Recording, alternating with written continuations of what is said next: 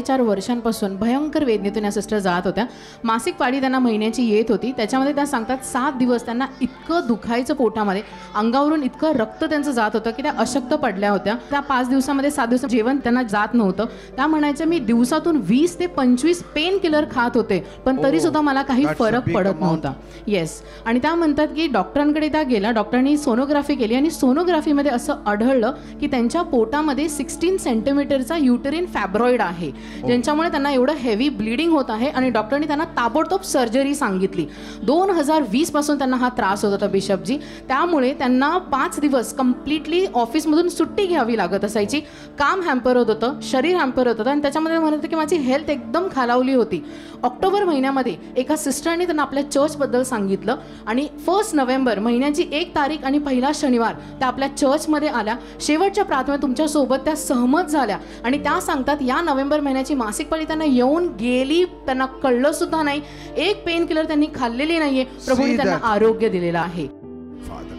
Be healed of all those fibroids in Jesus' name. Amen. हमारे beach में sister है, आज वो कर्नाटक से आई है अपनी गवाही लेके। वो कहती हैं 2018 में उनकी शादी हुई थी। वो बहुत सालों से संतान प्राप्ति के लिए वो प्रार्थना कर रही थी। अब वो कहती हैं कि इस दौरान में उन्हें संतान प्राप्ति की जो थी वो नहीं हो पा रही थी। वो कहते हैं उनके जीवन में बहुत सारी चीज़ें हुई। वो कहते हैं कि घर उनके टूटने को था, लोग उनको नाम रखते थे, पर वो कहते हैं जब उनको हमारे चर्च से किसी सिस्टर ने बताया कि तुम विनयार्ड वर्कर्स ऑफ चर्च में जाओ, वहाँ पे परमेश्वर तुम्हारी प्रार्थना को सुनेगा। वो कहते हैं 2023 में वो यहाँ पर आई, उन्होंने परमेश्वर से प्रार्थना की और वो कहते हैं 2024 में उनको परमेश्वर ने ये बेटी से आशीर्वाद दिया, जिसके लिए वो सारा गौरव प्रभु यीशु को देती है। कर्नाटक से आते आप? आमेन। Oh God. She came from Karnataka to कर्नाटकहून येतात ते लोक. And God has blessed her with a child. किती सुंदर बाळ. आमेन. आमेन. She testifies 1 year ago she was severely suffering from kidney stone, but it was operated. But just 1 month ago she started experiencing the same trouble again and again. Even while urinating it was very terrible. She went back to the doctors. They asked her to get the reports done. The doctor said this is coming back again to you.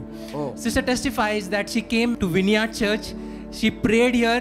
She testifies when the reports were done, all the reports were normal. There is no kidney stone and her pain has vanished. All glory to Christ Jesus. Amen. अभी अच्छा लग रहा है? अच्छा लग रहा है, बहुत अच्छा।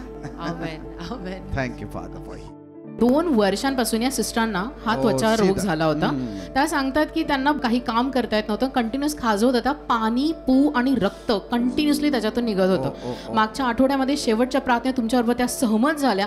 त्या दिवसापासून आजपर्यंत त्यांच्या सगळ्या जखमा पूर्णपणे सुकलेल्या आहेत. त्या सांगतात एकदा पण खाजवलेलं नाहीये, रक्त आलं नाहीये, पू आलं नाही, प्रभूंनी मला बरं केलेलं आहे म्हणतात. सर्व गौरव प्रभूला देतात. 2 वर्ष झालं पण मी हार मानली नाही. देवाची प्रार्थना दिवसभर करायची, रात्रभर करायची, पण प्रभूला म्हणलं परवा दिवशी माझी आज त्वचा सगळी कोरडी होती. परवा दिवशी झाले, आज मी तर साक्ष द्यायला आली. हालेलुया. नामानासारखं झालं तुमचं. Yes. देवाला धन्यवाद. Praise God. ब्रदर कहते हैं कि उनका ट्रांसपोर्ट का बिजनेस है और उनके पास एक ट्रक है। वो पिछले 2 महीनों से प्रयत्न कर रहे थे कि और एक ट्रक ले ताकि उनका बिजनेस और बढ़ सके। वो कहते हैं उन्होंने इस चीज़ के लिए 2 महीने में 6 बैंकों में लोन के लिए अप्लाई किया, पर वो कहते हैं हर एक जगह से लोन उनका कैंसिल हो रहा था। और वो कहते हैं पिछले शनिवार वो आए और उन्होंने आपके साथ सहमति की प्रार्थना की। वो कहते हैं जहाँ उन्होंने एक ट्रक के लोन के लिए अप्लाई किया था, वो कहते हैं प्रार्थना यहाँ से करके जाने के बाद सोमवार के दिन उनको खुद बैंक से फ़ोन आया और वो कहते हैं जहां उनको एक और ट्रक लेना था, उनके और 2 ट्रक के लिए लोन पास हुआ। अब वो कहते हैं परमेश्वर ने उनको 3 ट्रक दी है और उनका बिजनेस बहुत अच्छे से चल रहा है, जिसके लिए वो सारा गौरव प्रभु यीशु को देते हैं। Because this man is faithful man. कारण की हे फार विश्वासू ब्रदर आहेत आपल्या चर्चचे. God bless you brother. Amen.